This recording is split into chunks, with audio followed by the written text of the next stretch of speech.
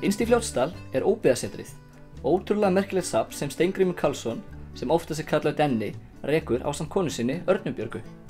Óbyggðasetrið svona,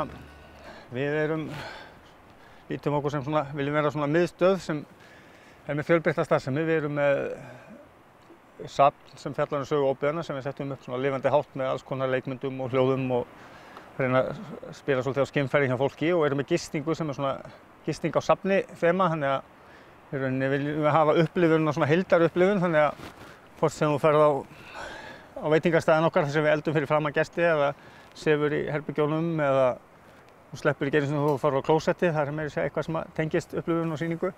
Og svo erum við náttúrulega með hestaferðir, gönguferðir, fjallahjólaferðir og alls konar viðburði. Og staðsetningin okkar náttúrulega, við erum hérna innsta byggða bólinn í Afdal, þannig að bakgarðurinn okkar eru stærstu óbyggðir í Norður-Evrópu og náttúrulega ótrúlega fallegt og veðursælt svæði. Já, það er fallegt í Fljótsdal. En er Óbyggðasetrið í fullum rekstri allt árið kring eða rétt yfir sumarið? Við erum að reka þetta allt árið, ekki jafn mikið opið veturinn samt sem áður af því að það er svo veðursælt hérna og snjólegt, þá getum við haft opið verið með hestalöguna opið allt árið og hægt að komast á hvernig bíl sem er hérna allt árið og erum líka að vinna svolítið í því að lengja tímabilið. Við viljum ekkert vera staður sem er bara örtröð alla daga, heldur viljum við að þetta sé svona jafnt og þétt og fólk fái þá svona þægilegri og meiri ekta upplifun. Og Denna er mikið í mun að upplifun sé alla staði sem best fyrir gesti, en hann er ekki einn á bak við hugmyndina að Óbyggðasetrinu. Þetta er hugmynd sem fæddist hjá mér og konunni minni, Örnu Björgu, og hún er sagnfræðingur og menningarmiðlari og ég er kvikmyndagerðarmaður og er hérna ættar úr dalnum og þannig að það svo sem passaði ágætlega saman af því að við erum að reyna að setja þetta líka upp svona sjónrænt sem kvikmyndagerðarmaður finnst mér eiginlega bara að vera að gera sömu vinnuna. Starfsfólkið er eiginlega bara eins og leikararnir sem elda fyrir framan gesti og í öllum ferðunum okkar erum við að miðla. Fólk fer í 3 tíma reiðtúr, þá fær það samt að kynnast ýmsu og starfsfólkið okkar, svona 10 manns, það þarf alltaf að þekkja svæðið og náttúruna geta sagt sögur og miðlað á lifandi hátt. Þannig það er svona eins og þú segir svona heildarupplifun? Já, það er svona takmarkið og það virðist vera að skila sér svona í kommentunum frá gestunum. Og við fengum Denna til að rölta með okkur í sýningarrýmið. Þetta er móttökurrými sýningarinnar, ekki? Þetta gólf vekur athygli mína. Geturðu sagt mér aðeins frá því? Já, þetta hérna fengum við algjöran snilling leikmyndamálarkunningi minn til þess að mála eitt af gömlu herráðskortunum. Og danski herinn sem mældi upp fyrstu alvöru kortin á Íslandi og máluðum svæði hérna og það er mjög gaman þetta bæði svona skreitir og svo hefur þetta líka bara hérna ofta útskýra fyrir fólki hvað það getur gert á Hollendinu. Og það eru margar perlur á kortinu sem eru næsta nágrenni við Óbyggðasetrið, svo sem Eyjabakkar, Snæfell, auk ótrúlegs fjölda fossa sem auðvelt er að skoða. Og ég rak augun í græjur sem vöktu athygli mína. Þetta er búið að vera mikið dund í 1,5 ár. Þetta er bara að teikna þetta fyrst upp í tölvu og svo fekk ég mjög gott fólk með mér til að lóða á að græja og skera út og þetta er okkur fannst ekki passa að vera með einhverja tölvur sem við hengdum fram á fólk. Þannig að þetta er svona svolítið dulbúið í svona viðar kassa og tók upp fjölda radda til þess að það sé fjölbreytt og það eru hljóðeffektar og tónlist með og svona þannig að í hverju atriði í sýningunni þá er þetta svona upplifun líka með gegnum hljóðið og ólíka raddir Þetta leiðir mann áfram í rauninni gegnum sýninguna? Já, svona áttaviti hérna, þetta er svona maður hafa fyrir að finna svona gammaldags takka einn í Þýskalandi, annar í Bretlandi og áttavita frá Kína og þetta er búið að vera mikið mandl og mjög skemmtilegt verkefni og gaman hvaða gestir svo ánægði með þetta. Já, það vantar ekki hugvitið á þessum bænum. Og sýningin er alla staði útpæld og skemmtilega uppsett. Leynast víða í jöklum landsins og hafa kostað margan mannin lífið. Áður fyrr var gæsum smalað í sárum í hlaðnar réttir til slátrunar. Sumar stóra vörður kölluðust beinakellingar. Hér erum við komnir á efri hæðina og þetta er hvað, segirðu? Hérna endursmíðum við svona baðstofu í stækkaðri mynd og erum hérna, fólk hefur nú stækkað og ekki hægt að bjóða gestum upp á baðstofustærðina eins og hún var, þannig að við reynum að hafa þetta eins ekta og hægt er, felum rafmagnið hérna í gömlu olíuluktunum og ég handdúkkaði hvern einasta nagla hérna til þess að gera það rétt í forminu og gluggarnir allir handsmíðaði með gamla kítinu og svo vilja ferðamenn alltaf hafa myndavél og síma til að hlaða náttúrulega, þannig að þá þurfum við að fela það hér. Kannast við það.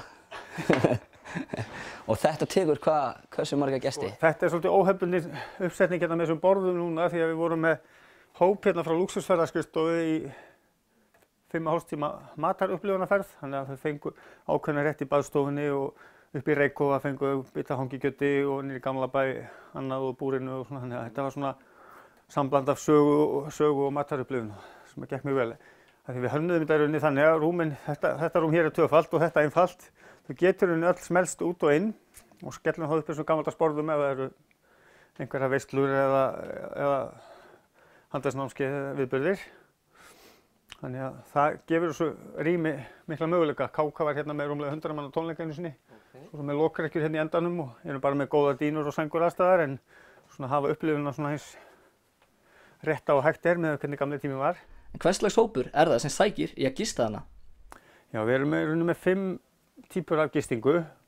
Hérna er þetta svona í almenningnum eins og baðstofuna voru og svo erum við hreppstjórasvítu og herbyggi, 8 tveggja-manna herbyggi og lokrekkjurnar. En þetta er náttúrulega bara ákveðið markhópur sem að kann að meta þetta. Hérna höfum við fengið Hollywood-leikonu og ríkar New York lögfræðinga með fjölskyldu sínar og bara fólk sem er bara heimurinn er stór og mikið til að fólki og það er alltaf ákveðin hluti sem að vill upplifun og sækir í eitthvað öðruvísi og til dæmis þessi hérna frá Hollywood, hún ætlaði að keyra hringinn á 5 dögum en hætti við það og gisti hérna einhverja 4 nætur, skilaði bara bílum og flög söður, þannig að Það eru meðmæli. Já, hún kunni að meta einmitt bara, hún var bara, og ég hefði áhyggjur af henni, hún var ekkert í miklu activity en hún var bara að njóta þess að bara vera til og bara að leika við hundana og lesa bók Og þeir gestir sem við hittum á þessum sólríka miðvikudagsmorgni voru ánægðir með heimsókn sína á óbyggðasetrið. Við ræddum aðeins við þau Önnu og Friðrik en þau voru að flýja sólarleysið á suðvesturhorninu. Þau sögðu ótrúlegt hversu mikil dugnaður var í fólki fyrir á tímum en það var þó eitt sérstakt sem vakti athygli þeirra. Já, það má segja að það er rússæfinn þarna niður frá því að þetta var nú fyrsta ökutæki sem við hjónin fórum á í sínum tíma. Það er mjög gaman að sjá þetta. Við höfum eftir að skoða hann. Já, það er misjafnt hvað vekur athygli fólks en mæla þau með heimsókn á óbyggðasetrið. Já, mér finnst þetta alveg snilld. Algjörlega. Hvað stendur til hérna? Hérna erum við sérst að fara í hestaferð og við bjóðum upp á hestaferð og þetta er rúmlega svona 2,5 tími. Og þá erum við bara að fara í hestaferð og svo stoppum við svona við yfirgefi bóndabíli og síðan förum við í kláf yfir ána og já. Ég tók eftir því að þú varst aðeins að kenna þeim hvernig á að sitja hest. Já. Það er svolítið ekkert skilið að kunna að ríða þegar maður kemur hingað. Nei, alls ekki. Það geta bara allir komið á öllum aldri og bara byrjendur, algjörir byrjendur og meira vanir og svo bara leiðbeinum við þeim og aðstöðum það þarf. Okay. Og ertu að fara í marga túra á dag? Já, það er alltaf hestaferðir eiginlega hvern einasta dag og mjög oft eru að fara 2 ferðir á dag.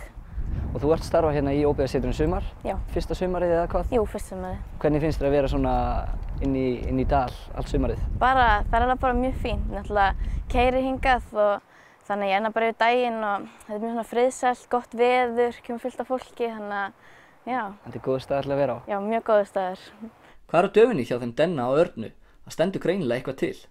Hér vorum við að hanna og erum að byrja framkvæmdir á svona heitum laugum, svona gömlu stíl og baðhúsið þar sem verður gufubað og svona hvíldarsvæði og sturtur og klætt með rekavið, þannig að þetta verður allt svona í gamla stílnum og sturturnar sem að hellist úr eins og gömlum garðkönnum og hausinn á fólki í sturtunum og svona alls konar upplifun sett inn í þetta líka bara til þess að það sé allt í sama þemanu. Og þetta ætlum við vonumst til að hjálpi líka vetrarferðaþjónustunni að sé svona komið meira auka og gott fyrir gestina sem eru komið gönguferðum að geta skellt sér í heita laug. Þú ert hvergi nærri hættur að byggja upp? Nei, við erum með ýmsar hugmyndir áfram. Það er svona, maður stundum aðeins að reyna að bremsa sig af en stjörnuskoðunarstöðin, við erum að klára seinni áfanga henni núna líka og það er bara tækifærin eru svo mikil hérna fyrir austan. Þetta við höfum náttúrulega svæði sem bara á svo mikið inni og hægt að gera svo margt hérna á svæðinu, þannig að mann kitlar í puttana alveg að halda áfram.